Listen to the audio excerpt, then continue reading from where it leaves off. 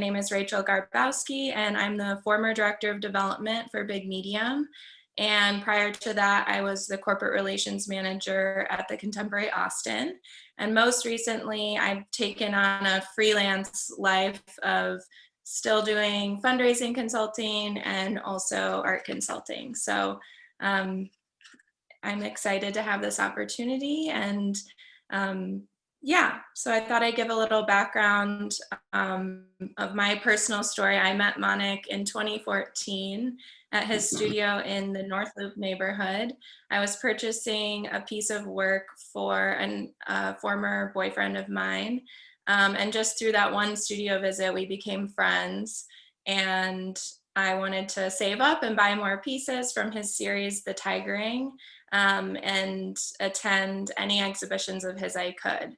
And that was in 2014. So I've had the amazing opportunity to see Manik's work as a participant on East, as doing murals for local businesses, all the way to exhibitions in San Antonio, Dallas, Houston, Austin, and San Francisco as well.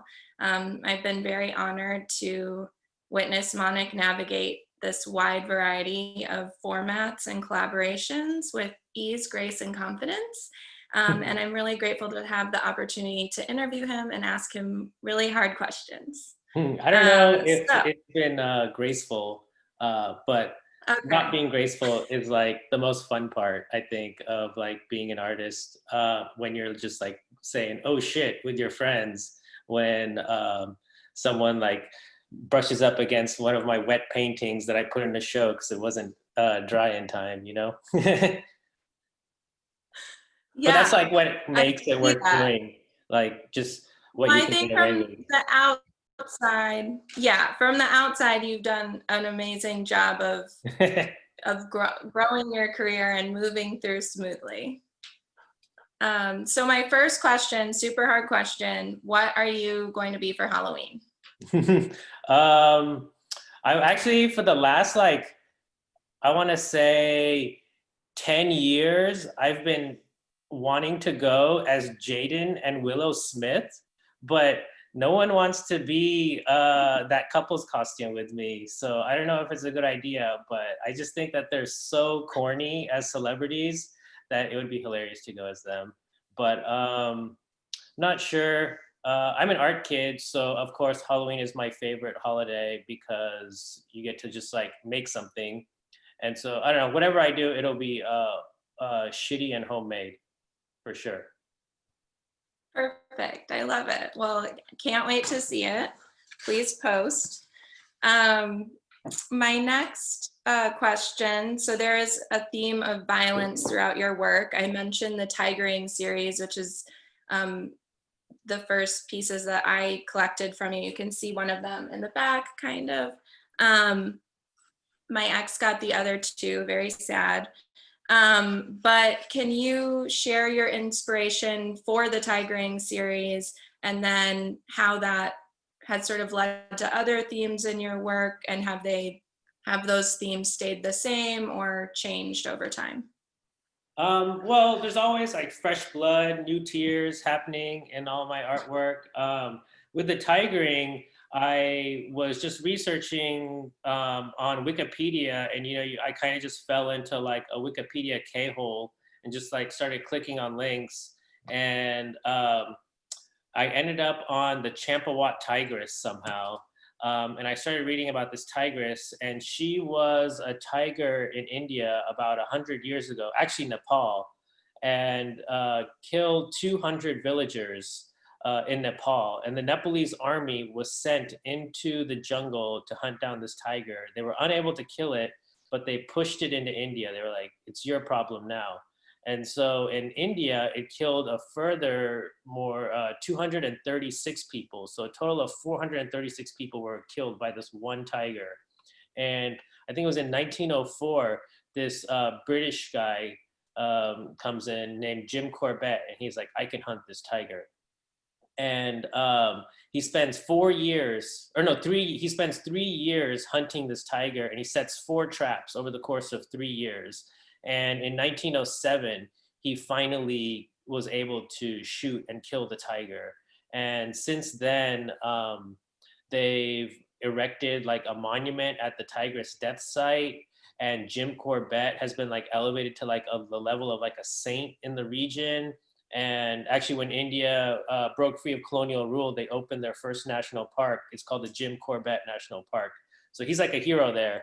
But while he was hunting this tiger for 3 years, he kept a journal, and that journal was actually published into a book called The Man-Eater of Kumanawan in 1947. And that book was like a worldwide hit, and then he was like rich forever until he died.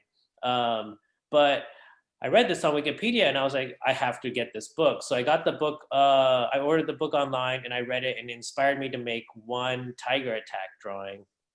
And my friends loved it. And so then I made another tiger attack drawing, and then like my friends loved it, and they asked if they could like buy it or have it or something. And then I came up with this idea, like, I think I'm gonna make all 436 tiger attacks. And I thought it would be something that I would do like lifelong. And then when I'm like, 70 years old, I'll finally unveil all these 436 tiger attacks. But I was offered a show like when I was like 7 drawings in, and I actually had never had a show before. And the guy was like, "You got 14 months to finish them up." And so, and then I hustled, and I knocked them all out. I was like, it was kind of assembly line. I would draw them all out, and then I would lay them all out on a table, and then I would go in with just orange and then fill in all the tigers, and then I would like go in with black and then do all the stripes, and then go in with like shades of green and then do all the greens. So it was kind of I was knocking out like almost like 2 a day. But anyways, I got it done, and the show was awesome. But since then, a lot of people think my artwork is violent. I don't really think it's violent. I think it's like pretty romantic, actually. I watched a lot of horror flicks when I was a kid. My parents never regulated what I watched, and so I mean, I went straight to the hard stuff. I like don't know any kids movies, and like now people try to get me to watch them, and I just like it's torture because I like have no nostalgia to these like kids movies. Like, I don't know, what do people like Christmas Story or Princess Bride? Like, I'm not into that. But because I saw them when I'm like 30, and they just didn't have that same feel. But anyways, it's not really about violence. It's more about lust, and it's like a meditation of like power and desire and failure and like the fragility of flesh. And so I think like art that reflects like the transient nature and impermanence of like life and death and like the nature of life, that stuff is kind of cool.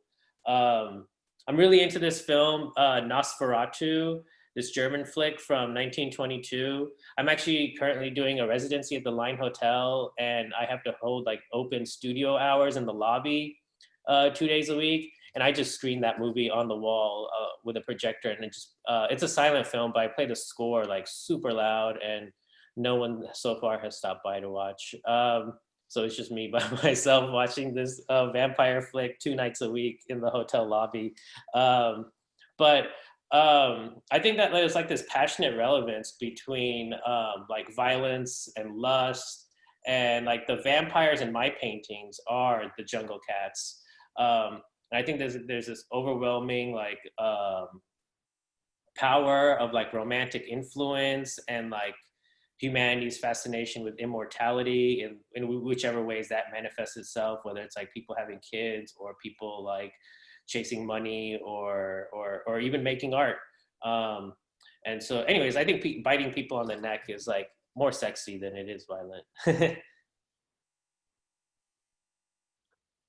I could see that.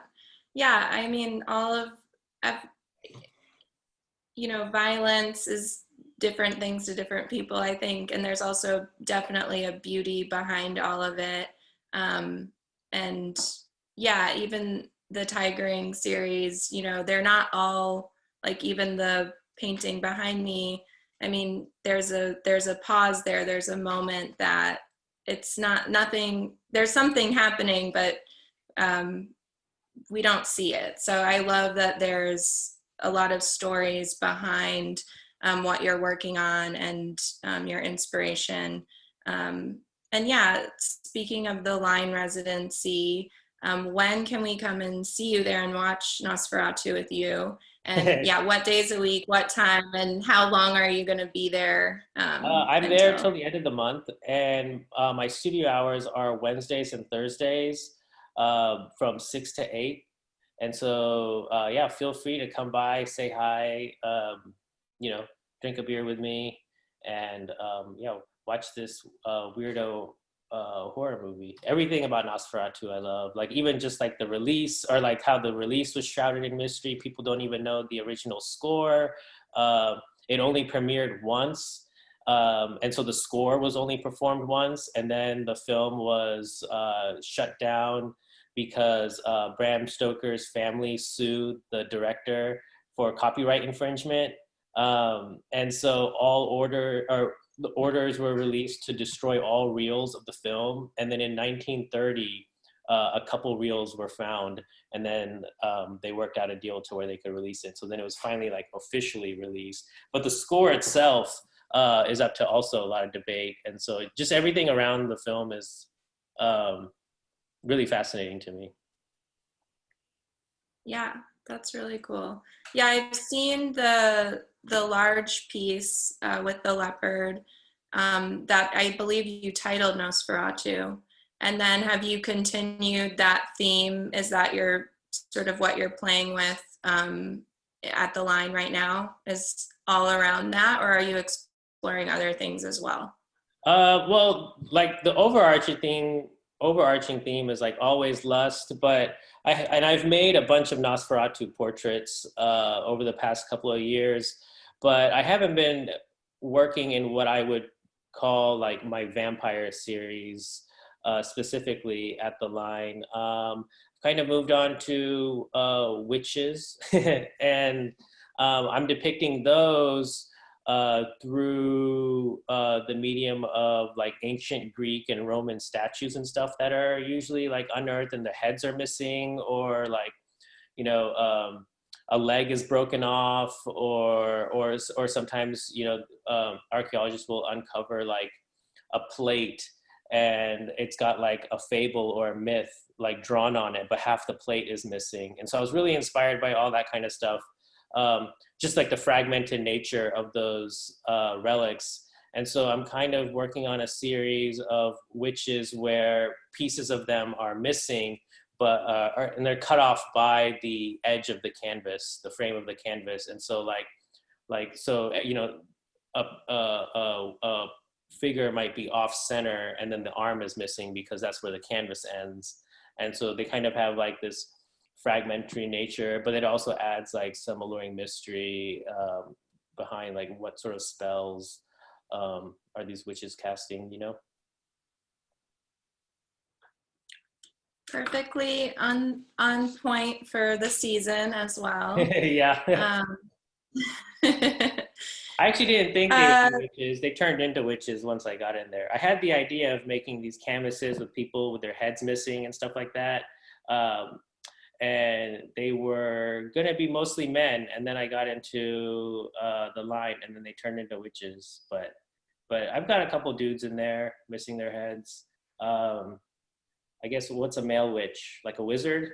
Or are they just witches too? I don't know. But Warlock? anyways, they're cool. I can't wait to see.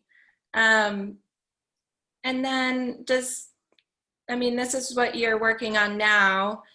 Can you talk about how, I think this is sort of the question of the hour, everyone's asking their friends, like how the pandemic is affecting them, how the political climate is affecting them, those two things together.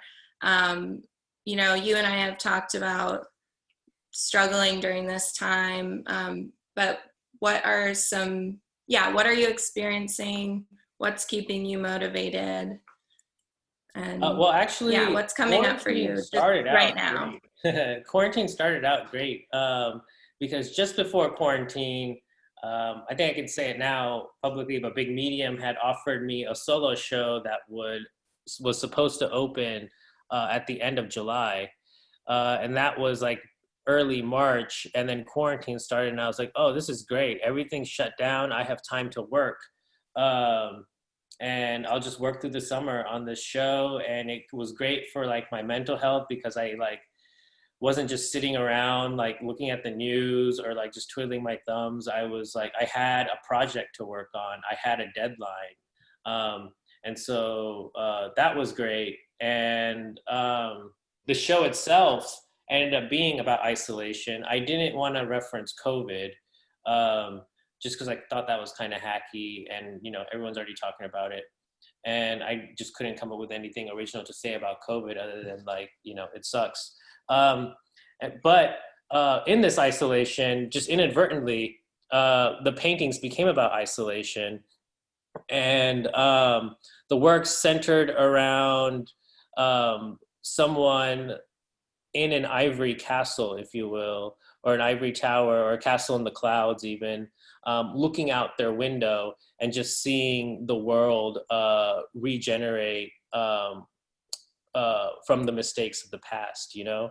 I was inspired by these headlines that I would read of like nature coming back. There was like a headline that you could see the Himalayan mountains for the first time because like the smog is gone, or like these turtles that were laying eggs on a beach in Thailand because there's no tourists and things like that. And so I was just like really amazed by all that. And I wanted to reference that, how we kind of have to remove ourselves and just watch it from a distance while we're stuck inside. And so that's what that show was about. But, you know, and I thought, okay, well, you know, end of July, the quarantine will surely be over by then, but it just kept getting worse and worse. And so now that show will be happening next year. But as far as like, you know, that was like my big thing with how to adapt to quarantine, was having this project to work on. But once that show was postponed, I did hit a wall. And just kind of creatively, and I just like kind of didn't know what to do. I was supposed to have a show in December at the Contemporary as well that I was hyped about. Now that's been moved a year now to December 2021. And so, you know, I had some big things happening, but I did hit a wall. And then I was also just like kind of sitting on a bunch of work that I had made. Like I have the show for Big Medium ready to go. And so like I kind of started to get a little depressed. And what really helped actually was like eating lunch outside every day this spring. I would set out a blanket in my backyard and just sit in the grass, and I would have lunch under this tree. I think that one thing that like people will not remember about 2020 was like how amazing spring was, like weather-wise. At least in Austin, it was probably like one of the best springs that, and I've been in Austin over 10 years, and it was probably one of the best springs that I can ever like probably remember. But the weather was gorgeous. It rained like just like one day a week, just enough to like cool it down for the rest of the week, and the nights were pleasant. But anyway, so like that really helped, was just like eating lunch outside. That was kind of Yeah. that's kind of how I navigated the pandemic, was making work for a show, which was then canceled, and then kind of like eating lunch outside to get reinvigorated. That's nice. Yeah, I don't think I noticed how little time I spent outside until this. And then I started taking meetings outside and going for walks. And so just reconnecting with nature, I think, does make a huge difference. I'll have to try your lunch, like a full picnic trick, because I think that'll help as Yeah, well. the blanket is key. You got to put out a blanket. Yeah, I think that's the part I've been missing. Well, my next question is, what is something that you cannot live without in your studio? The ability to play music really loud. I kind of feel like I live a loud lifestyle. I like watch movies loud. I like TV loud. I am constantly being told I talk too loud. And I like to listen to my music like super loud. And so if I can't blast it, then I've got my headphones blasting, and even then, I feel like I've taken my headphones off, but had the music playing and walked into the other room, and I can hear my headphones, and I'm just like, whoa, I am like destroying my ears, but I don't care. I like my music loud, and it keeps me going in the studio. Nice. And what music are you listening to right now? I've been listening to some like bootleg performances by the Velvet Underground, just like Googling like live recordings, and they all sound like garbage because like one, like no one cared about them when they were actually around in the 60s, and B, there was like no technology to actually like record live shows. And so it's really just like people like just taking a regular microphone and sticking it into an amp, and it like just sounds like garbage, but um, I don't know if you like train your ear. Um, if you train your ear, you can kind of hear the melodies and the noise. I like it. Nice. Related, but in terms of visual artists, who are some visual artists that you're looking at right now? I'm like always in like a few painters' shadow that I just like can't shake. Chris O'Feely, he's this British Nigerian guy that I've loved for like 20 years now. Sad to say, I've actually never seen one of his paintings in person, but I heard that the Dallas Museum of Art just acquired one of his paintings. So I need to make a trip up to Dallas so I can see the work in person. Maybe I'm gonna hate it because I've only ever seen it in books or online. But he's someone who I admire a whole lot. Julian Schnabel recently put out a series of paintings of rose bushes that he saw by Van Gogh's grave, and I've kind of been going back and looking at those rose bush paintings a lot. I think they're really interesting. And then let's see. Oh, Robin O'Neill. I saw her retrospective right, like I guess it opened last year, but I saw it in January of this year at the Fort Worth Modern. And that show I can't get out of my mind. I've met her a couple years ago, and I feel like so blessed to say that we're now friends. But you know, she's always also inspiring me. Trying to think, non-art wise, or not like painter or 2D artist. I saw this movie, Climax by Gaspar Noé, and I'm pretty sure that has like subconsciously made its way into my art somehow. Oh, and then Roman mosaics from like the second century or something. They're just full of like this incredible drama. Actually, like this piece behind me, you can see that it's like made of tiles or canvases that are arranged to look like tiles. And that kind of comes from the sort of like mosaics and tiling that I see in like ancient Rome and ancient Greece.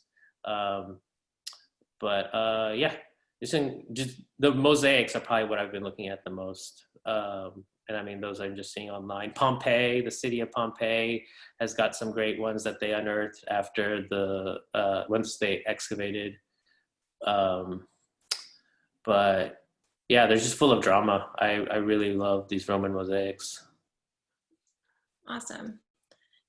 And then what are some of your favorite local artists right now? And I know you're friends with a lot of artists, so you don't have to say their names, but you can if you want to. Okay, I'll say the artists that I like. I'll mention artists that I don't know, so that way I'm not like don't hear from my friends, so I didn't you shout me out. So I really like who's an Austin artist I don't know. I like Explosions in the Sky. They're a great artist. I like Boo Boo Books. They're like a bookmaker. I think they've retired, but that's part of the mystery, I guess. Like you never know what Boo Boo Books is doing. I like a bunch of the shows that Martha's Contemporary has been having. But I don't know. I've been looking at my own art too much. Maybe that's the problem. Why I can't think of anyone. I haven't gone to see any art during quarantine, so I've just been staring at my stuff. Um, I need to go to a natural history museum like ASAP or something. I miss it. Yeah, definitely. I think many people can feel the pain of not being able to see art in person, and it's hard to wrap your mind around going to a virtual exhibition. It's nice because it's convenient, but it's definitely not the same. So yeah, we're all feeling that. Um, okay, yeah. What would you be doing if you were not an artist? Um, And I know you have a job, or do you still have your job? oh, That's no. I actually yeah. transitioned out into a full-time artist. I was like slowly cutting down my hours the past like year and a half or so, as art income was like starting to supplement more and more. And then I finally left the job early this year, and then the pandemic happened. So I don't know if that was good timing or not. We'll see. But And that was as a cartographer, right? yeah, Yeah. and but if I wasn't doing art, I wish I could say it was like I like gave up an NBA career for this art hustle. That would be like the dream, but I don't think that's was ever a possibility. Maybe in the next lifetime I'll be able to slam dunk, but I guess probably I would be an archaeologist digging up things and then like cataloging it, like just really nerdy. But I'm already like moving a small brush around like for hours on end. So, you know, instead of pushing paint around with a brush, I'd be like pushing dirt around like a dinosaur bone or something. But yeah, probably an archaeologist. That sounds relaxing. I'm sure it's not actually relaxing, but it Yeah, I'm sounds like sure that it's just like really hot and you're constantly getting bit by mosquitoes and getting like diarrhea from drinking like bad water or something. That's the part they don't tell you in Jurassic Park. it. Yeah, the perils of being an archaeologist. Yeah. Yeah. Um, I love that. Okay, I have one last question, and we can open it up to questions and just turn it into an even more informal discussion. So as I mentioned in the intro, you've really been able to navigate. I don't think we even fully went into it, but I mean, you've done paintings, you've done installations, murals, and you've really been able to navigate everything from, you know, a corporate collaboration with Converse to an exhibition to making work for private collections. So do you have any advice for artists who are trying to get their work out to the public? And yeah, just any trade secrets? Um, when people figure that out, I hope they let me know because I kind of am just winging it myself. But I would say make a zine. Like go to make zines. Everyone should just make zines all the time. Go to Kinko's and Xerox a bunch of like drawings and pictures and like just stuff from the internet, whatever you want to do, like the possibilities are endless. And then like sit on your studio floor and hand staple that zine together, and you can make one for like a few dollars, even a black and white one for like a few dollars, and then just mail it to an artist you admire. Don't mail it to a gallery or a curator or some critic or something. Just mail it to an artist you like. And like artists have their contact info. They want free shit. Send me zines. And I don't know, I think that like stuff like that is cool and it like builds character and people will notice. So make zines. That's what I suggest. Okay, I like that. And you've mailed things to people you admire as well, sort of putting you on the spot. I don't know if you want to share Yeah, any actually, funny stories about that. that's how Robin O'Neill and I became friends was I mailed her 2 zines, and then we started up a conversation that way. I love And then that. and then and I then think that Robin then ended up connecting me to her gallerist in Houston, and then I had a show in Houston last year, um, and so you know that's an example of the power of zines. the power of scenes, and I think the power of mailing things, and yeah, having not being afraid to put yourself out there. It's not easy, and I don't think it's just a common sense thing to just mail someone something, especially your art, which can be, it's a part of you and it's personal. So I think that, yeah, that hits on a lot of really interesting things. Cool. Well, let's see if we have any questions. Okay. We have one question so far. So keep your questions coming in. Hi, Suli. So the question is, what does equitable corporate investment into the arts look like to you? Do you feel companies need to do more besides donate funding? No, they do not need to do more other than, well, they need to donate funding, but they also, when I say no, don't do more, I mean, don't try to, I guess, find the artists yourselves, because they don't know shit. They're in the boardroom. They're not going to the galleries. So I would suggest that corporations reach out to local art critics, curators, nonprofits, things like that, and ask them to find the artists, because they're the ones that are actually going to art markets and pop-up shows and like having conversations with the actual artists, and so they're more plugged in. The corporations, they don't know anything, and they're just kind of looking for some like cool factor usually, and so I would suggest and then and then once you reach out to these curators and stuff, these corporations have enough money to also give them like a finder's fee. And so I would, and then that is also another like income stream that's being funneled into a different side of the art scene, which is like the more curatorial side, because they need money too. Because like a lot of like corporations, I feel like will just like type in like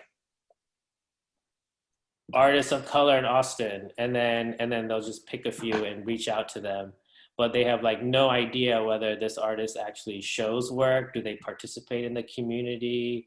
How long have they been making art? That kind of stuff. And so yeah, I would suggest corporations reach out to like people who actually have their feet on the ground, and have them find the artists. Yeah, I think that's really a great suggestion. And, through my work with different companies and consulting, it's really hard right now because people can go on Instagram and they see their friends posting things. And so, it used to be like everyone thought they were a photographer, and now I feel like everyone thinks they're a curator. And it's really hard to advocate for yourself as somebody who's consulting in art or trying to connect these companies to the artists to not only get money for the artists, but to get money for themselves. This is work and time that people have put in all around to really get to know these people and do this work and know how to hang it properly, know how to have the right conversations around the work. And it's not just as simple as, oh, we have a wall. Why won't this person just paint it for us? It's their passion. Yeah. I had a corporation reach out to me, and they asked me if I would paint like the Austin skyline. And I was like, have you ever even like looked at my artwork before? I've never painted a building in my life. Like I wouldn't know how to interpret the Austin skyline. I don't have the skill set for that. I would make a really shitty skyline probably, but that was just like one instance of like, they probably were just like trying to look for a colored artist, and then they found my name, and then they're like, he can do an Austin skyline. And it's like, and they probably never even looked at my website. They just went straight to my email. Yeah. Yeah. And that's another thing is, yeah, what is the line with these corporate collaborations of what determines what the work looks like? Because they do often have something specific in mind. So then is that your work? And yeah, what are the boundaries around that? And I do agree and recommend getting sort of a middle person in there to help with contract negotiation and to really stand up for the artist, to say, you need to pay this person. No, they're not going to do this for less. And here's their contract. Like there's got to be some business around these things. Otherwise, you're going to get frustrated because you're just making work you didn't want to make for not for money that wasn't really worth it to you. Yeah. And that just like slows you down from your own like studio practice, and then, so, yeah. Yeah. Yeah, it's hard. It's really hard. Okay, we have a question from Jared in the chat. How do you break through when the process of art gets a little stagnant or you get a creative block? You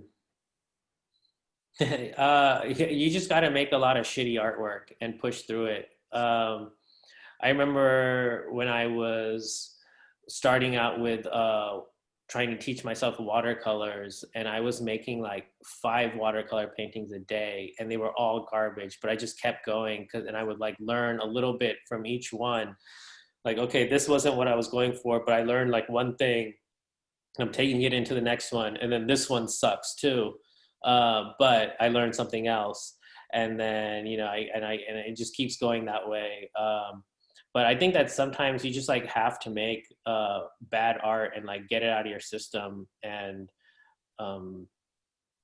there's definitely like something you learn from each piece that I personally make, even if I'm just going to destroy it right after, because I think that once you like go through like a volume of work, like your skill and your taste, like that gap kind of closes, right?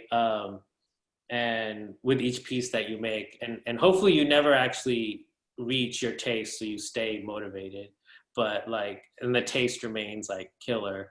But I would say just like, if you feel like you're working on something and it sucks, I would say just keep going and just finish it out.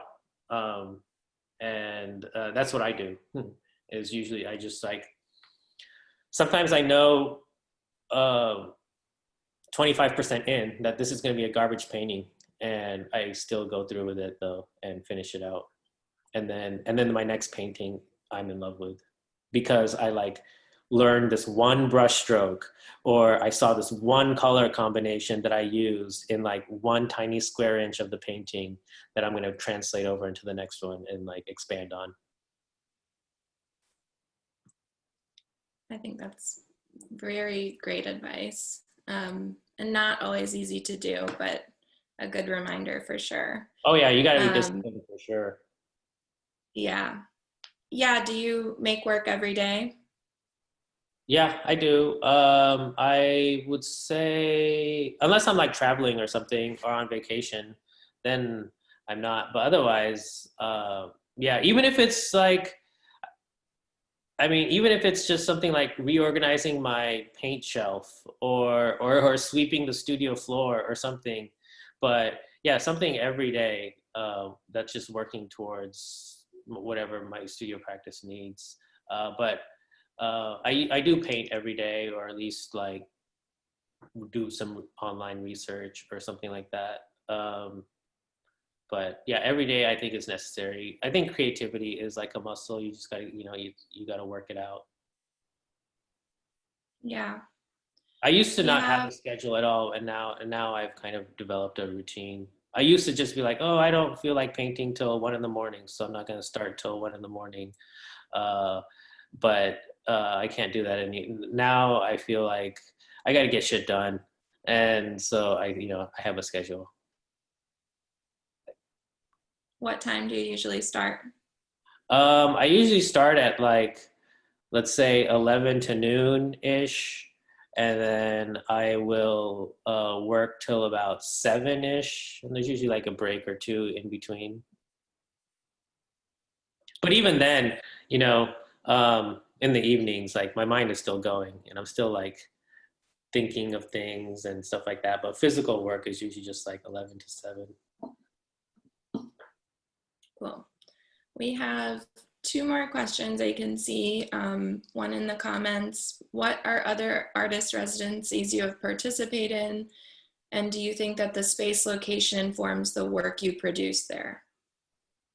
So right now I am doing the line residency, which is actually my first residency. I highly recommend everyone apply for it when it opens back up next year.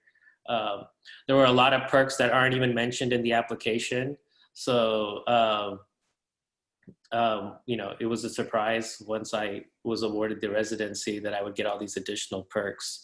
And so, they've been treating me really nice. And the work that they have it's a good space. I don't have natural light in my art studio. And, with this space, I do have like a ton of natural light. And so I feel like that has kind of affected the way I've been looking at color. I started using some spray paint, some more over oil paint. And I think I kind of discovered that technique because of the lighting in the studio. And so in that way, it has informed the work a little bit, having that natural light. But the space itself, I tend to work very cramped. Like my previous studio was 9 feet by 11 feet, and that was the largest studio I've ever had in my life. I, for 5 years, worked in this one studio where if I held my arms out, I could touch both sides. It was just like small and narrow. And I made like 40, 50-inch paintings in there. And so I tend to work pretty cramped. Even when I've been like awarded like large space for a little while, I'll still just hang out in the corner and work, and the rest of the studio will just remain empty. So I don't know if how much like the space, like actual like physical space matters, but for me personally, but I guess because I like to be cramped and around all my stuff at all times. I like to be able to see everything in my studio at once at all times. But I don't have a lot of experience with residencies. I have a lot of experience getting rejected from residencies. But yeah, I would say the lighting has been definitely, I noticed, a factor in how I'm approaching color. Yeah. Yeah, it's an interesting question. There's a lot of residencies, I think, popping up more across the country, especially rural residencies, and how they interact with the communities. And it's interesting to think about, do you plan what you're going to work on, or do you just go there and let the space and place inform what you're going to work on? Did you have an idea before going into the line? Yeah, I What you want definitely, to do? yeah, I definitely knew that I was gonna make paintings based on like unearthed statues, or like the composition would be based on like these unearthed statues from like ancient Greece and Rome and stuff that have their heads missing, or like a leg missing or arm or whatever it is. What I didn't know was that they would turn into witches. Yeah, I can't wait to see it. Okay, we have some more questions, so we'll keep going here. From Aaron, do you have any advice on how an emerging artist can draw from their personal narrative to create work? And also, how valuable do you think that is, as opposed to work that maybe tries to keep the artist's own personality distanced from the work? I am not an artist that typically paints from real life. I usually, I mean, I don't even sign my paintings most of the time. I've had like a lot of collectors like reach out to me and be like, hey, I bought this thing, but it's unsigned. I need you to come over here and sign this. And so I kind of am always like in my head a bit and kind of just painting from like the thoughts in my head. But as far as like depicting like scenes from my real life, I don't do. I try to. I like the idea of being more mysterious, or maybe not mysterious, but not revealing too much, and just letting people figure out who they think you are. I don't want to put words in people's mouth. It's just going to get misinterpreted anyways. Uh, People don't actually want to know who you are. They're going to come up with their own definition of who you are. And so, you know, I kind of like, I'm one of those people that like, um, I don't want to know who the Wizard of Oz is. You know, like in that movie, they go to find out who the Wizard of Oz is. I'm like, I'm the Wizard of Oz. I don't need to know who the Wizard of Oz is, you know? So when there's a lot of like, I'm usually not attracted to a work that has a lot of like personal narrative in it. But that's just my personal taste. Okay, that's interesting too. Um, I'm gonna save that one. And we have a question. How do you keep track of deadlines? You mentioned some wet paint earlier, and system-wise, how did you manage with full-time work? So when you were, and you also mentioned some late nights, but do you have any, any secrets for Um, pushing through? for deadlines, I use Post-it notes and I put them on my desk, and then I still wait till the last minute, and I'm like, oh shit, oh shit, oh shit. And then, you know, like my fiance will get mad at me sometimes because she'll like want to go to bed and it's like 11:30 and I'm like, I can't go to bed. I just remembered I have to like submit to an art show and the deadline is at 11:59, and she will be like annoyed at me. And so I'm not very good with deadlines actually. I missed one recently, just even though I had it on a Post-it note. Um, so any tips on how to keep up with deadlines, please send them to me because I'm terrible at them. I'm just like making work, you know, and maybe I need an intern to manage that part for me. But yeah, what was the other, was that a two-part question? Um, yeah, like, how did you manage with full-time work? Oh, terribly. I had a long-term relationship end because of it, probably, but that wasn't going to work out anyways. But I would like, for example, when I was going to have that tigering show, I then booked a second art show.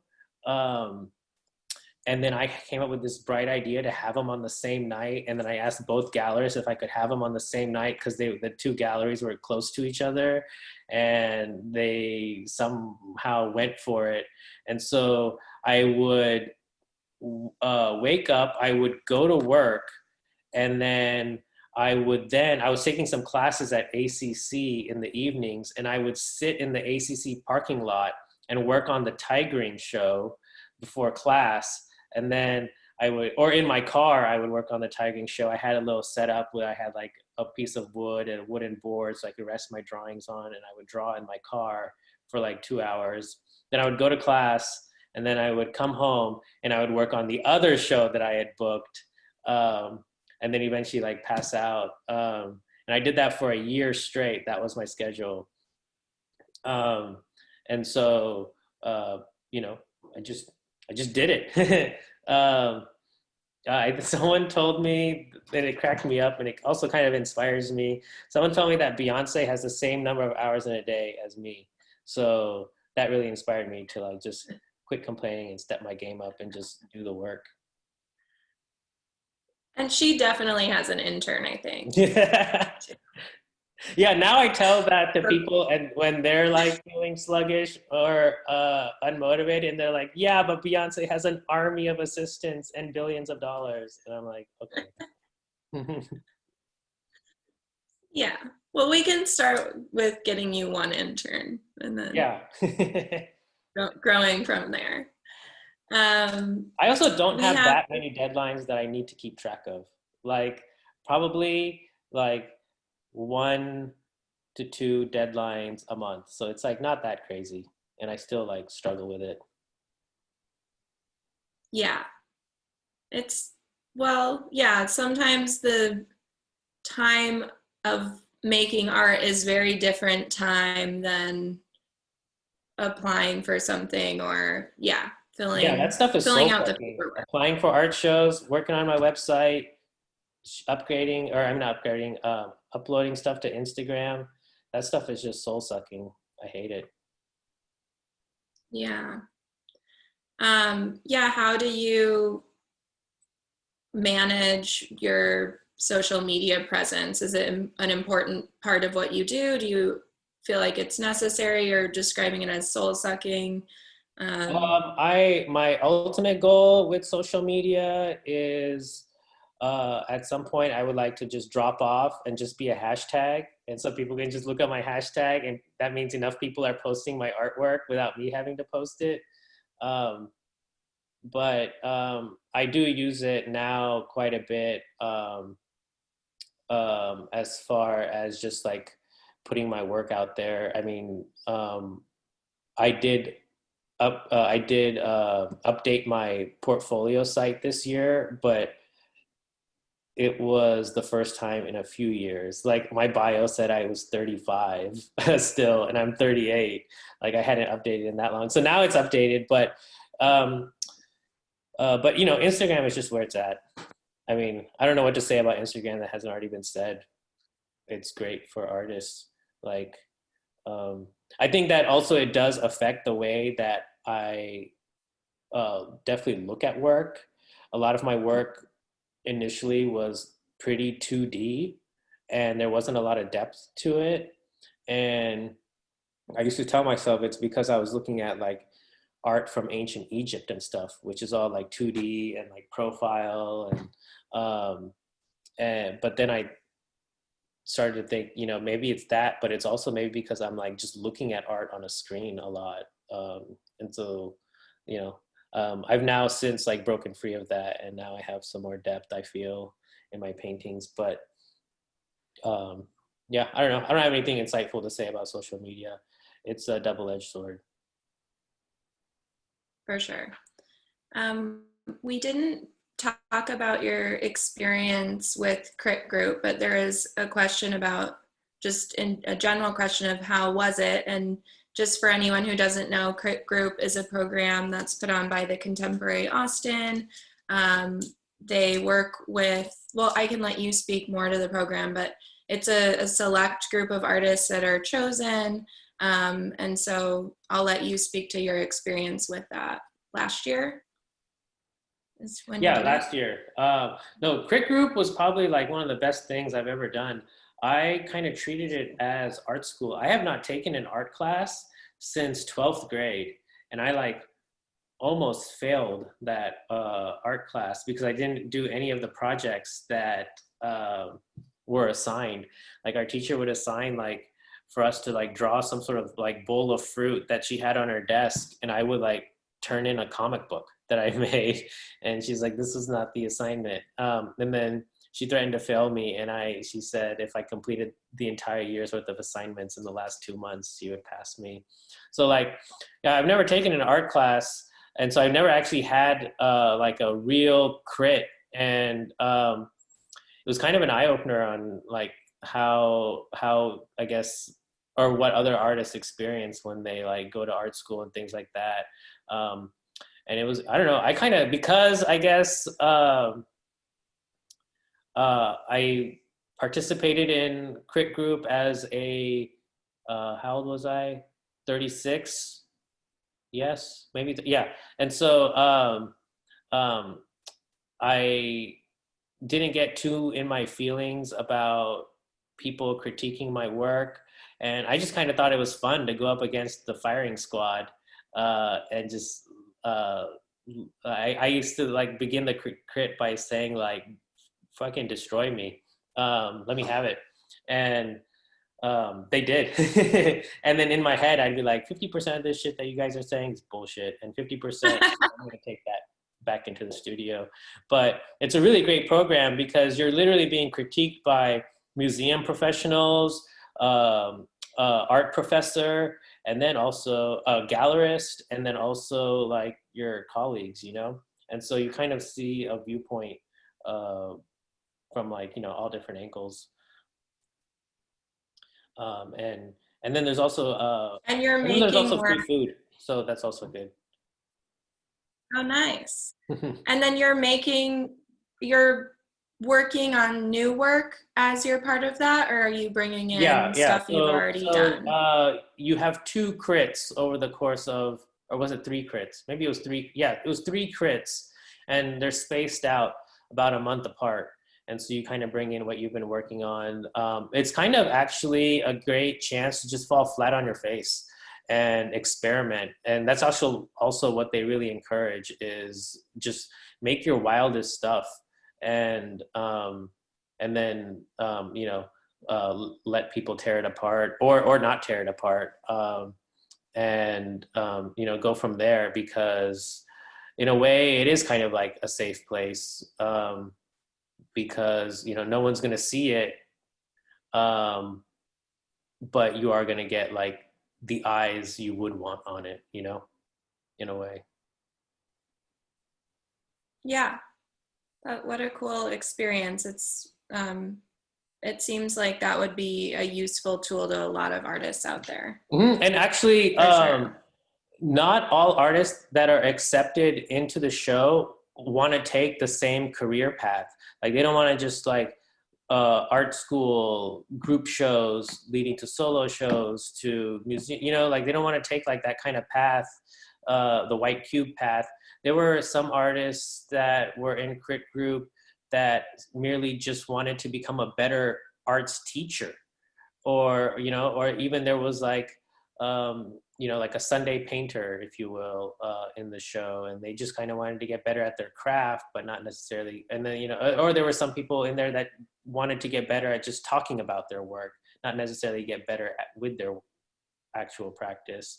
So you know, everyone's got their um, own motivations and goals with art, and they're all in there in crit group. So it's not just everyone's on the same path, and it's going to be critiquing you based on, okay, you need to be able to reference the art that came before you so that you can show in the same places as the art that came before you, you know?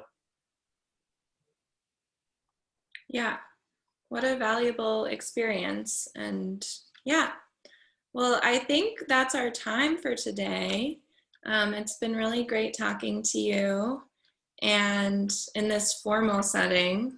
And yeah, thank you so much for sharing everything with all of us today. And yeah, send Manik your zines. Yes, hit me up. Thanks, y'all.